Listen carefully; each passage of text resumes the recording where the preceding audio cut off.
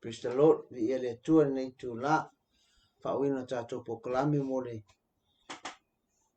o le Yesu fa malolonga mo le atu mo oe ala tu le ola folo fatu noa nga ia tu le Global Kingdom TV faftai malovi ia le tua le nei tu la o mwhai fa mai ini so fe ama ngā luenga ia le ngata i leo a onga nei whanawa o ia i wai asu muli tono sa mole a onga le malo ia fa mai ene nei i wai asu le nei le kuata mua o onga le whanau ngata fo i leo olo i pisi ane wai asu i tono sa mo i tapinanga fo i ole nai whanau po o le kempe whai i tutuila o lo whapena ona iai pokalame whaatino ai whaatino le ekalesia le ola fo lo whatunoa le ngata fo ilo le ekalesia o lo whatunoa Pentecoso e whataunu ina le tutuila mo le taimi o le asmariu maliu se i o atu le toi tu i o se mawhatanga matango fi e tatari fo i whaamanianga o lo whapena te pena i le tua i le aso le ngata o whanau ia o la tau fo o la pena ona mafuta atu ai tutuila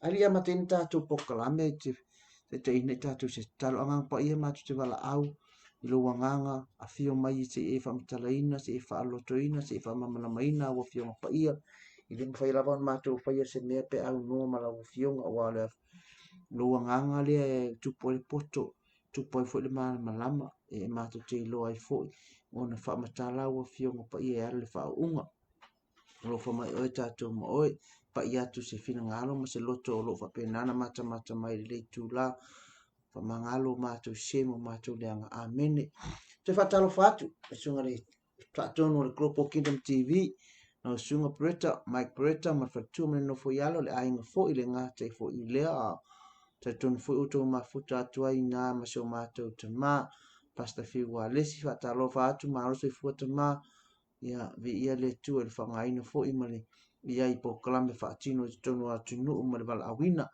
ia vi ia le tua i whatalo fo i le te ia o le kalesia te tonu lena whai malanga atu i tae au nei ia a olo ia i tonu tutuila po i tonu le kalesia i sao ninga o le nei aso la sale tutuila ia le aso mfua le i nei polo masawa ia vi ia le tua whamaruru atu fo i nei le mwhaiona whaawina tātou po kalame lava yasu le astofi maras farid una whaiasi na pisi sa whianga i le astofi ia le ngata fu i lea o nei whanau sa i le aso i le asfarili ia wanga ia tu whanau po kalame ma o ngā mea wa fu i camp ista camp ia o le isi se mwhai ona ia whaia ia petinati setina fo ia masini o lo whapenana whaongaina e muli atu ai tātou po kalame ia whapoponga ni tātou po kalame o li Yesu whamangalolonga muli atu mo oe i le lia fiafi o lo tātou iei pertusi lea luka lo mta upo iwa aro tātou o mali whai upa sumali valu masinufu lua sifuma lua whawhai ngofia atu ai tātou mta upu luka iwa lo whai upa sumali valu se o lua sifuma lua whai o isau tusi ka ngule kusi alo stemina e whai taule iai alina tātou whaasolo solo atu iai amen ole tala lea kwa uma ole vai aso le nata mai ai ole whangaina Yesu mo na so ole moto tangata po le vavenga le na fai Yesu Kristo na whanga ai le moto tangata i to tele ia ai uma i fona whanga i areto i lima mai e lua lau ai to e ia ai mo wai to e ainga i actors hulu mane lua amen ia le sa tato wanga ia to ma mai lo tala tis pa i me uma vai ia me una alu le Yesu fa me walu o i bota talo to tasi wa halu Yesu te talo to tasi ai whakase koe hui mona so. Amen. Ia e akula so o Yesu o ngakakalo Yesu nga ia ai atu o so. Uma te talo Yesu whapekuru Yesu i so o pereta whamtala tine whaingo hui Yesu na se tala tangata. Na se tala tangata o ia. Ia ai whape mai ia tali o so. Whamai o Ioane Papatiso. Whamai o Elia. Na fe mai isi o se o profeta o leva ia so la ia la ko ku mai en fe lo li Yesu e asa ko kala e asa totala e asa ko kala o ia ai o so mai Petero fa pe mai o le Kristo o le atua o mai lo le lo po Yesu ia ma mai na vaho lo le Yesu fa mai Yesu awangi ku kala ia kusis amen awala mani o tu tala ia ia ngakai I amen on mata pula nga le ka ke ta te fa so ile fia fine pe moli moli to sina fe au fo I poni ai vai ngai fa pe nan ta tu mata mata ia ile fia fine o le tala mo fa mai tala tu spa ia fa mai ua wa ta talo to ta si Yesu e ai ale ta au on mele o ta talo to ta si private prayer o lo walu le ke kalo ko kasi ina ia mo moli ai se le mo moli ai se mana onga le ngata I lea o se nono ta ingo le loto ina ia mausali ai mai se ata I me o fa o songa ma le ma lo pior apinga le o lo fa tua amen e ta ua le te talo ko kasi por corporate prayers e ka ua talo le ona tala tuspa ia fai mai e ma lo sia kule mai sa tua lua nei lo le mai sa tua tasi ai sile a kolula o le masili atu na fa mai fainga ta ona motusia alai ka wa mai e te talo to tele le malo si anga o te tuo se e kale sia po se ainga a yese mana o nga tonga se ainga ta ua i o te tu fa atasia o tina ma le to lua ia ma le whanau e ka wai si ingo pe a whape o se mana o nga tau ainga amen a fai fai o lo ngali ma na o mia te tu fa atasia o lo ngali i tau fai si ingo mana o nga le a fai se e kale sia mo o mia le ia a whapeo se man o ngai tono le kalesi e mo mia le ngata o le tama ia le ngā luenga e tu o ia e tu a o ia I taimi uma ai mo mia le kalesia ma te ngata le kalesia e kau whai kuku e wha e pou ina le te talo lea ina ia whapenana ma losi ma iai le pa uma I wha manianga ma le kalia le atua ale te talo to atasi o te talo lea I wha mano si e wha tua te ngata po ole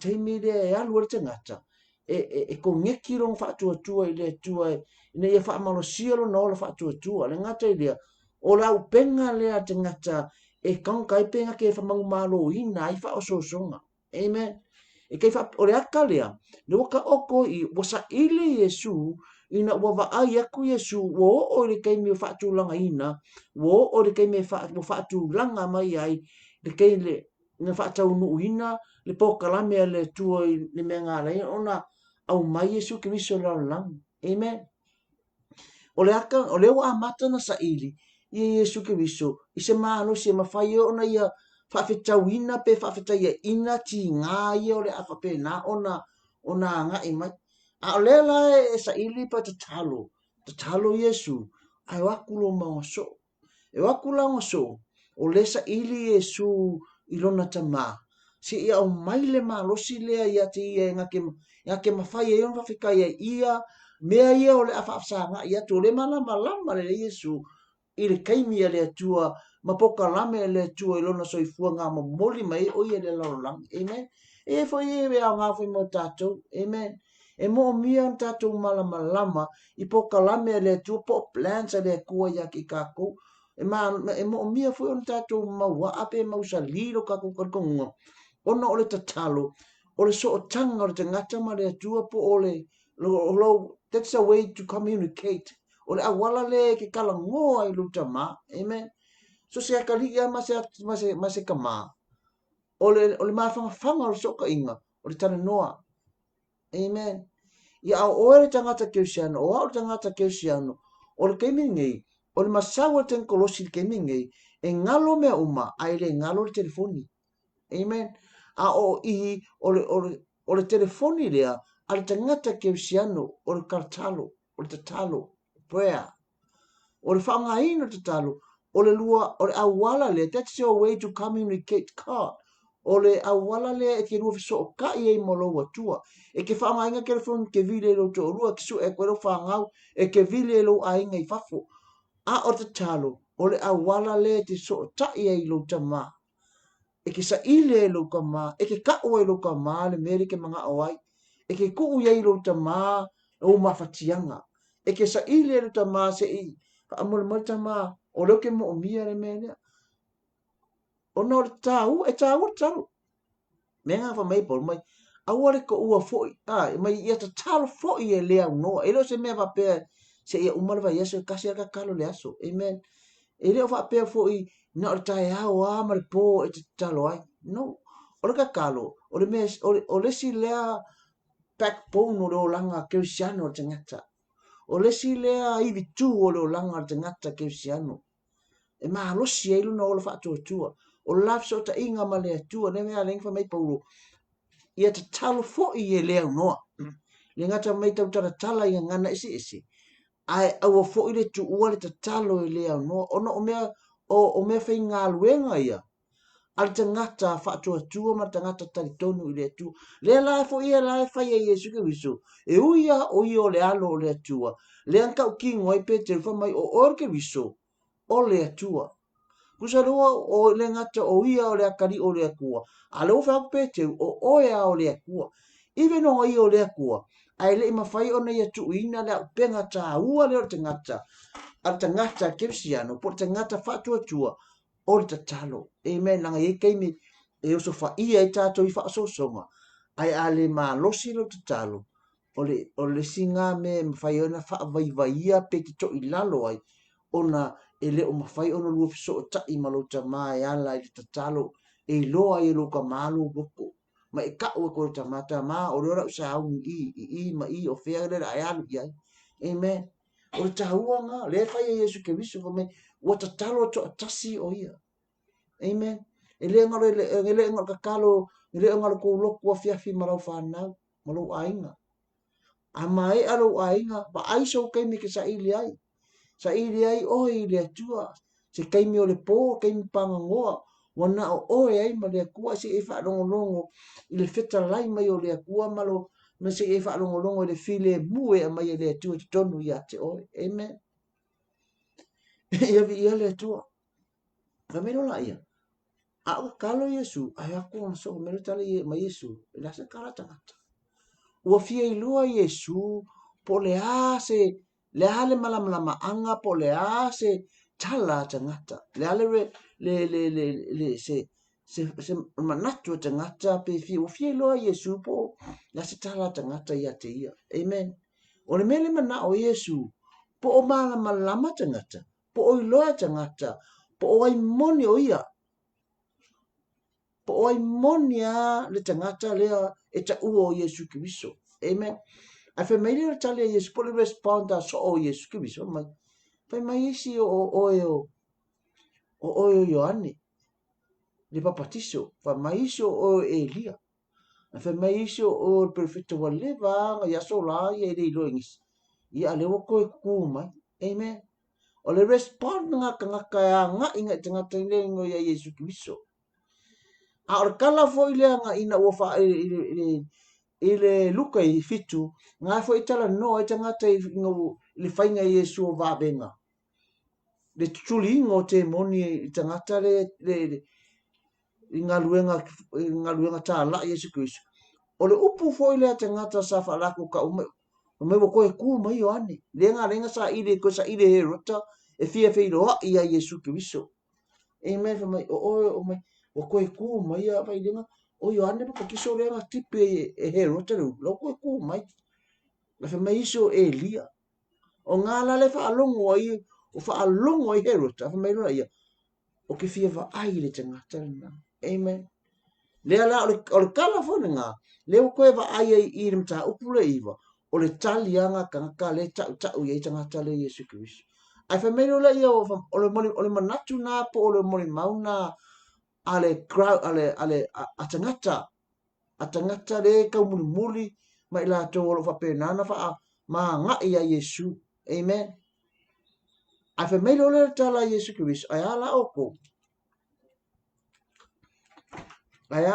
la se ko kala amen la se kala la se ko man to oia amen fe mai lo la le tala fe mai lo Yesu fe mai lo Petro o oyo ni mesi o oyo Kristo o le atua amen si ka ko maka ile tala tangata fa mai tala o kali kangaka po o tali tangata le mo moli so o Yesu Kristo fa mai o Ioane fa mai iso o Ioane la me ale no moli mai Ioane ono Ioane o ia le na tala ina le me ta o le ame tonu righteousness o le ame o kongu le tala no Yesu le simta upunga matayo amen fa mai o le ngata o Yesu Kristo o Yohane o Yohane papatiso le anga nga luenga le sa fa Yohane o le fai o le ame tonu le nga le kipi e se lu la nga le tala no le ame tonu ina ua tala noa ya Herota o le fine ngā ki roa ngofu i le so to o lo uso amen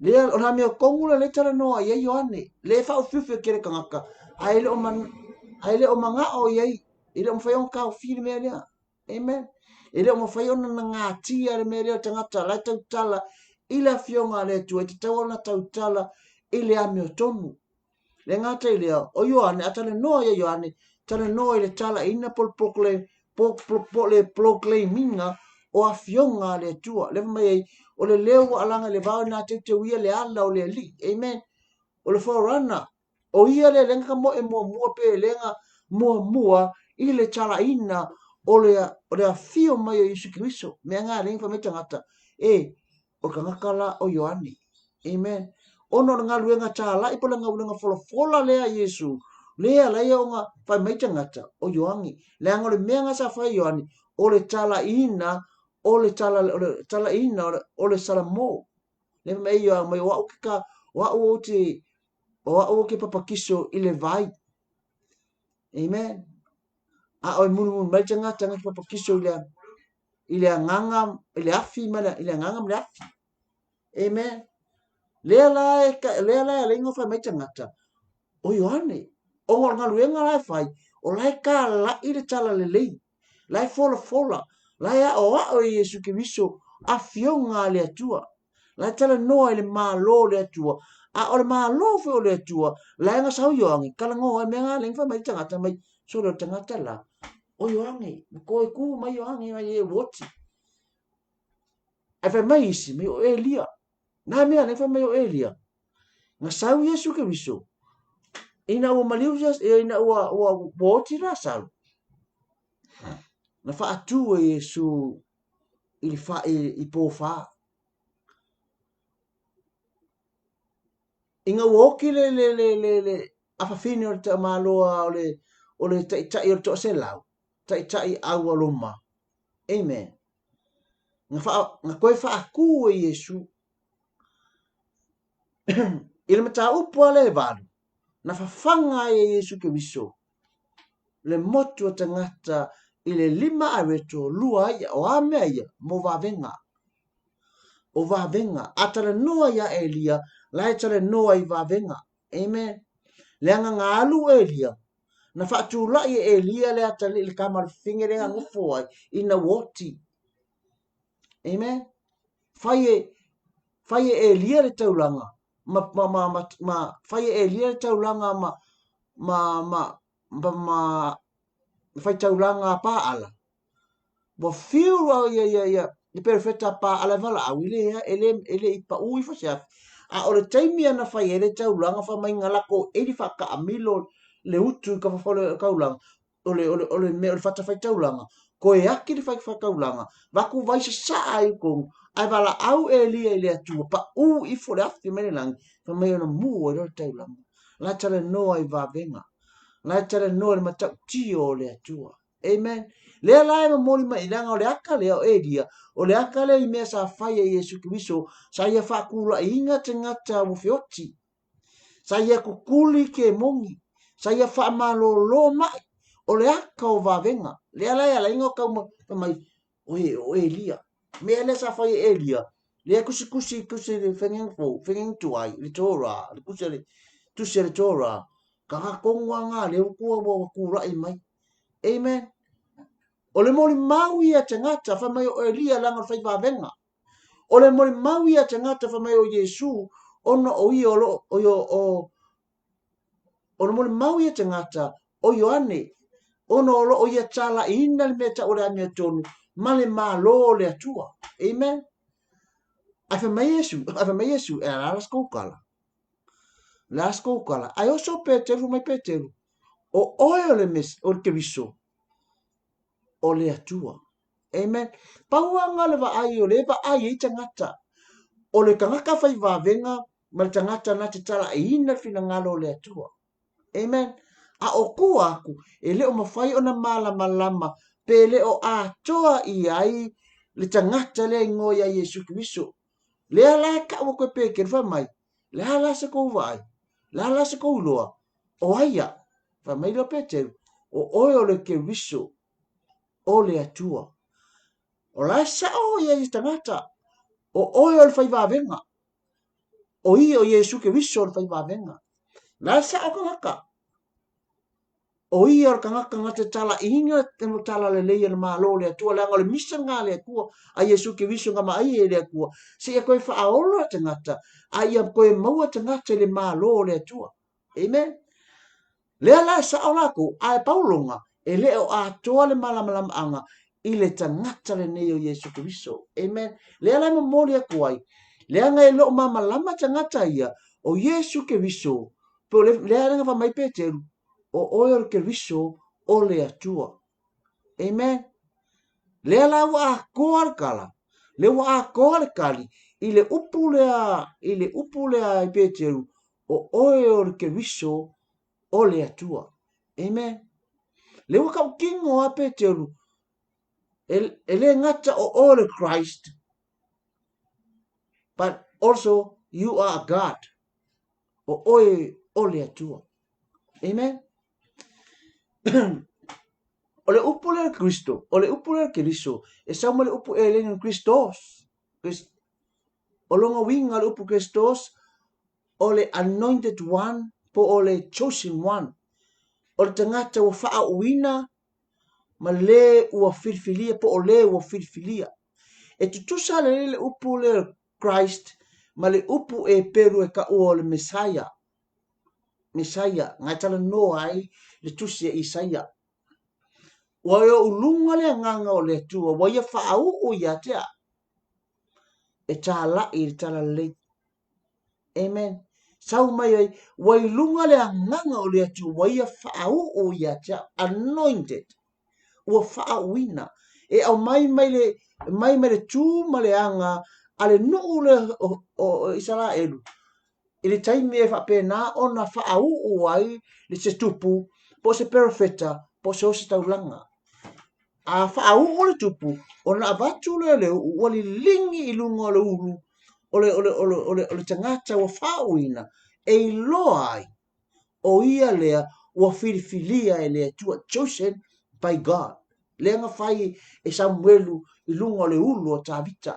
Me ngā mai wha solo, tama pa mai, e ke le kingo malelei, e wha mai le tua, lea yo ke le manga o le kamanga. A ina o sa vali aku ka vika wha mai le tala, fa mai e mu au le lei le kama le ulu le au le lei le tama ba alo no fa mai e mu fa mai lo le tala le tua nga kongo tanga tonu na le angor ka nga kai va ai tino a ole tua e va ai le loto fai lo le ka ulang fa au o le kama nga mengo ga le lingi e lo e nu e yese e Samuel le fangu le nifo lungo lono. Amen. O ngale au mai ai le upu lea Christ po le Messiah, anointed one, cover with the oil. Ole ua papenana le lingi mai lunga le uu. Na ela intala noa mai Isaia. Ua ia ulunga le anganga o le li. Ua ia whaau. Chosen. Anointed. Amen. O ka ngakala lea leo muli maua ia ka whamei pete. O oe ngā. O oe ua whaauina. O oe ua filifilia. O oe a o le atua. Amen. Le ngata e whai vāvenga whai mai o Elia. Whai mai o oe al perfecta o Elia. E whaakuinga ka kawhioki. E ke whai a vāvenga. O oe o Ioane. Le anga e te ngata tala ia la mea tonu. E tala noa la mea tonu. E proclaim. E ngata e proclaiminga pe ngata tala ina. Le maa lo le atua. Ai whai mai e peteru. O oe ua filifilia i le atu. O oe ua whaawina, o oe a o le atu. Amen. Whamero le kala Yesu. aua. Kau filola inga. Amen. Aua ngi ku kala inga aku. Amen. Ai oso lo Yesu fa matala lo fa maile fa upelu suma lo se ka fa fa tawina tu fa upelu suma lo. Amen. Fa umata tumta upu ba ngefia 22.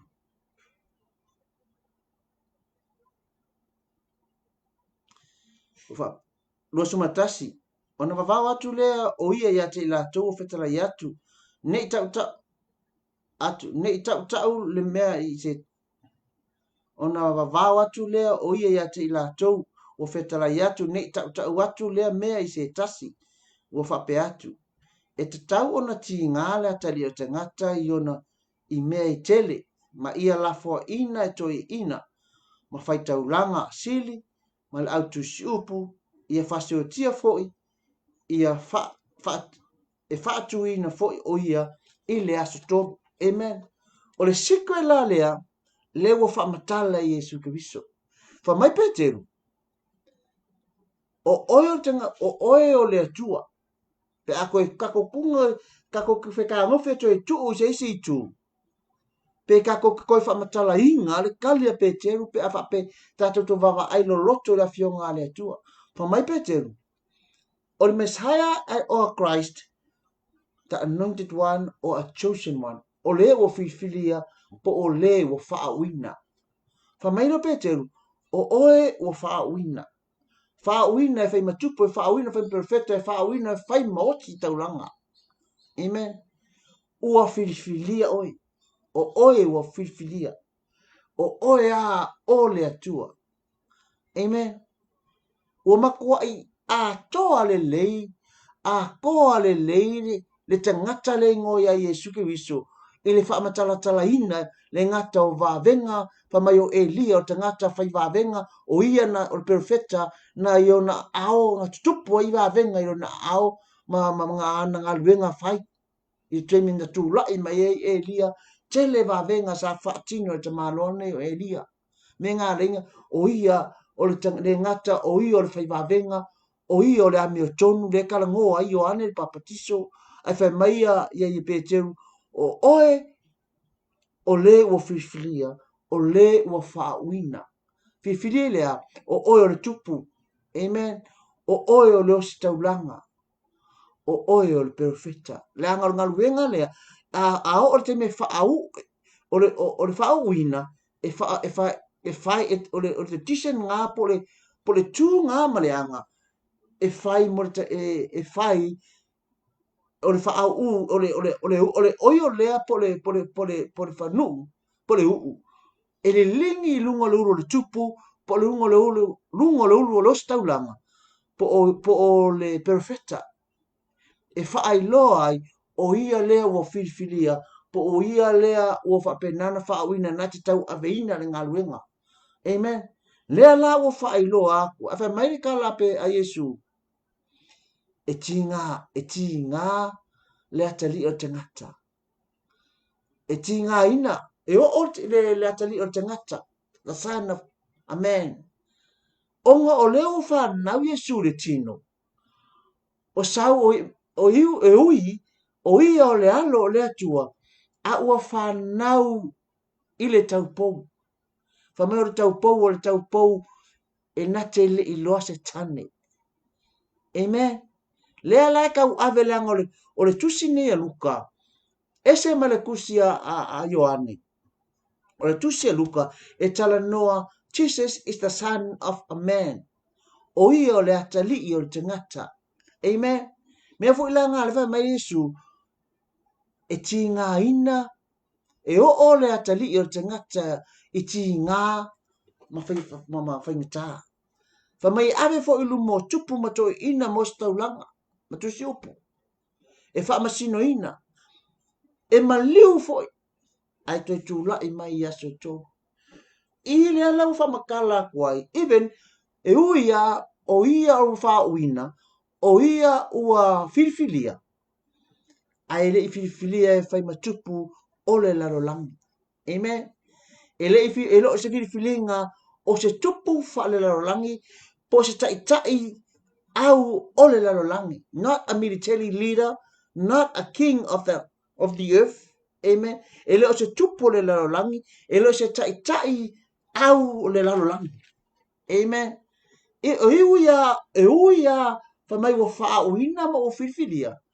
Ai le o ia mena la lena ta ofi pe vavao e Yesu awangi ikala inga le mele. Amen.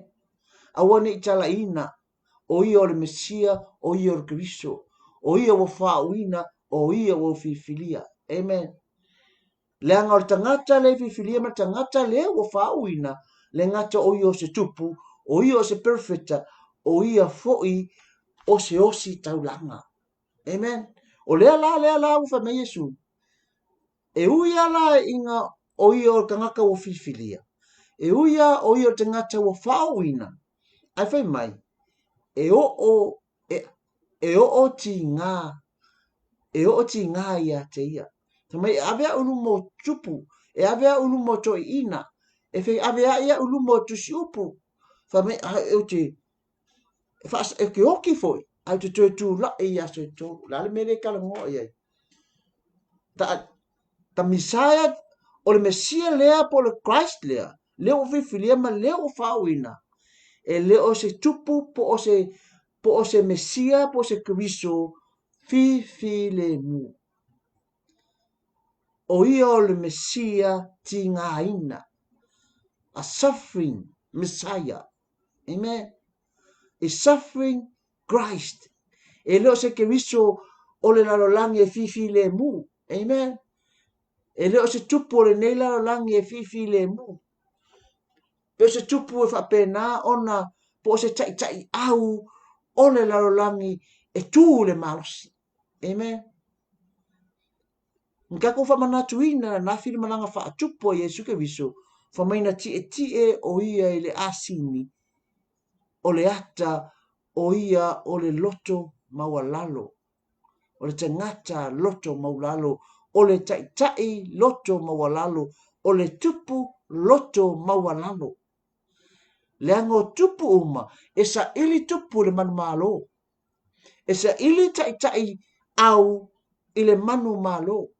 Ai sau ka malo le pe sau te ngata le Yesu Kristo e sau i lalo e sa ili ai malo na ia ala mai lalo ile awala mawalalo na amata na fa nau mai Yesu Kristo na sau le ala mawalalo o ovo le kai mi wa malanga ai o ia o tupu ai le sau se Stefanua ele ki a mai se so fanua tau pe sau se kalioka.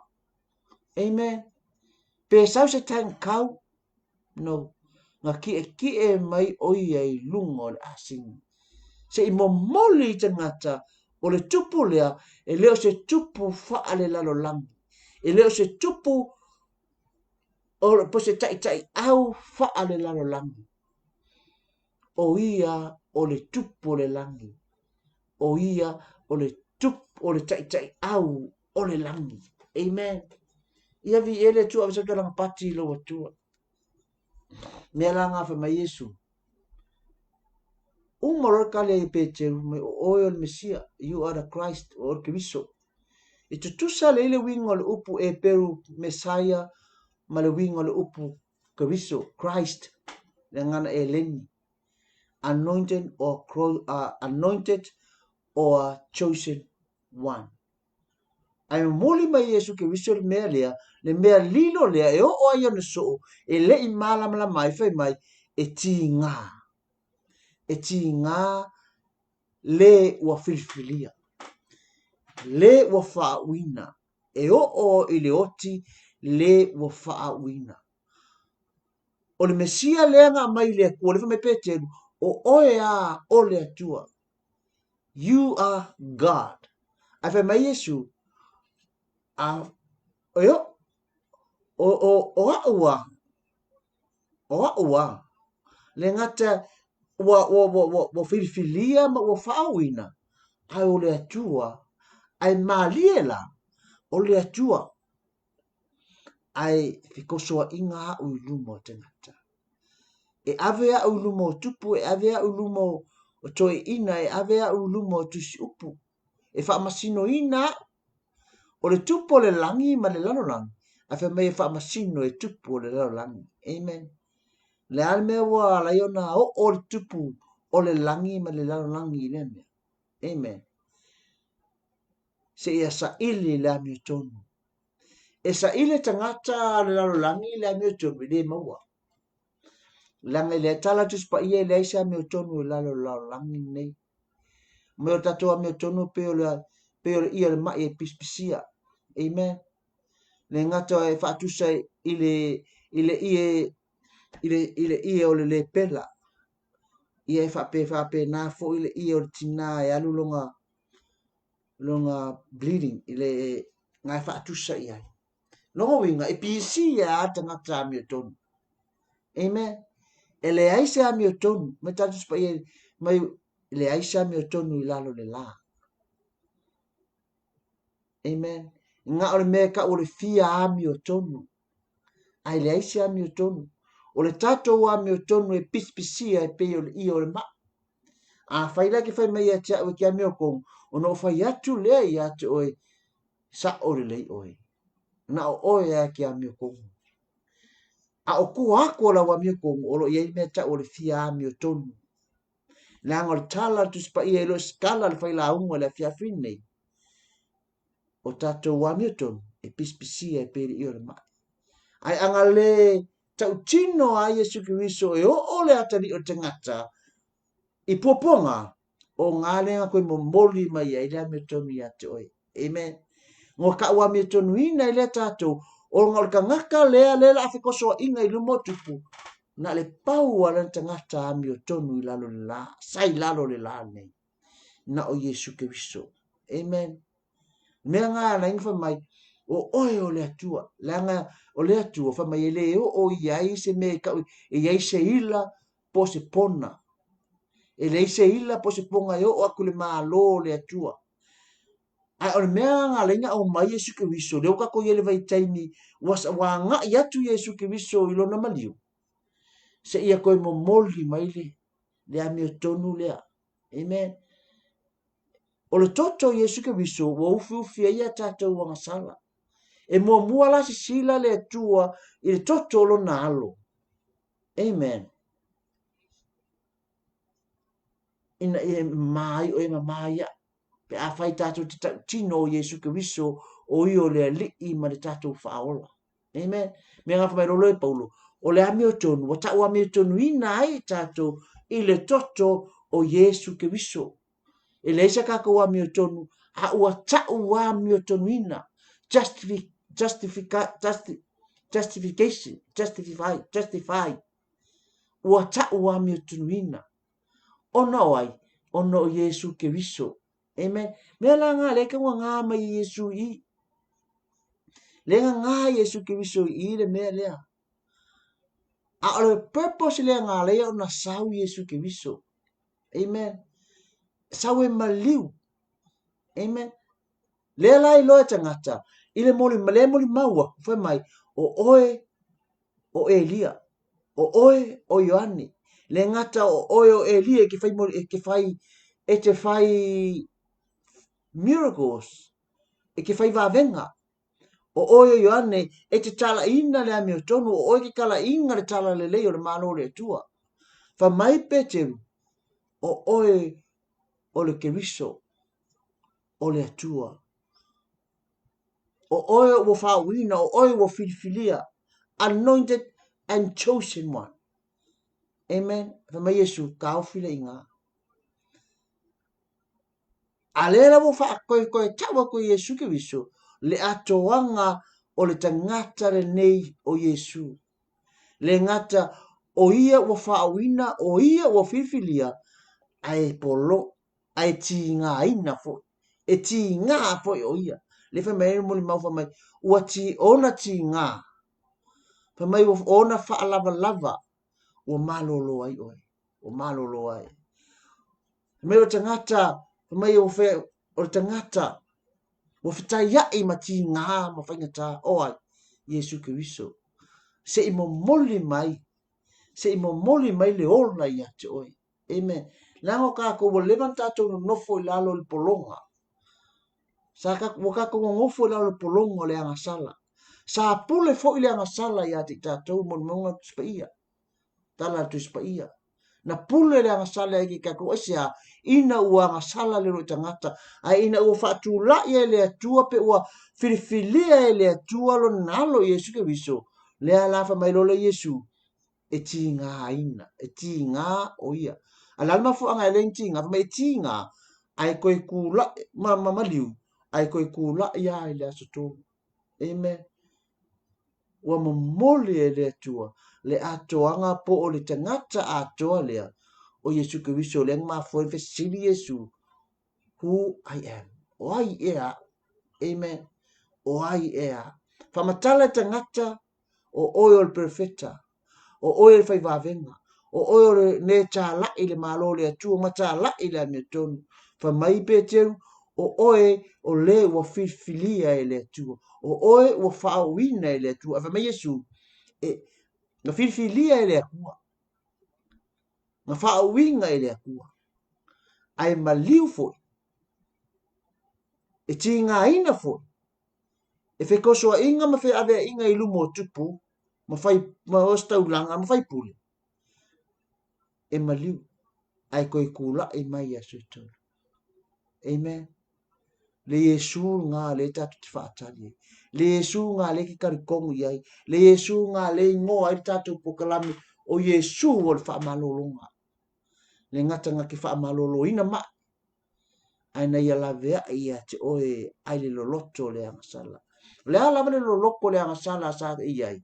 La fo le loloko le angasala no o a fia ai. O le taimea te tau tino ai i lo mutu. O Yesu Kristo o le ali man fa mai tan tonu i lo loto. Amen. O nga i ai leo manuia o le atu e lunga i atu. O na ta ua i leo o le ata lii ma le afa fine o le atua. Ai ma foi ya ina we tau tino le tangata sa ia tongi o la ina ta uang sala ma uang sala. Sa ia ave ina ta te uang sala i lunga o le tau le fa mai ai e tinga o ia. Amen. Tinga sia le anga e whaasata ruina. E sasa i le ala. Ma whaasata ruina o ia. Na ia tau aveina tinga ona o oe ma. O a tātou wang sala na meina ia ave uma a tātou wang sala. Na whamai tala tu spa ia whamai tinga o ia. Ai toi tula. Ai sea. O le mone maua Yesu ina ua ile ta o Getsemane. Whamai lea tua. Na o oe ai te pule te mawhaia mea uma. Na o oe ai te mawhaia mea uma. Ai a whai te whina ngalo iei, ave esere ne ipu ma. Amen. Ka o kingo Yesu Kristo i le ai ama se mea e whingatā i le atu.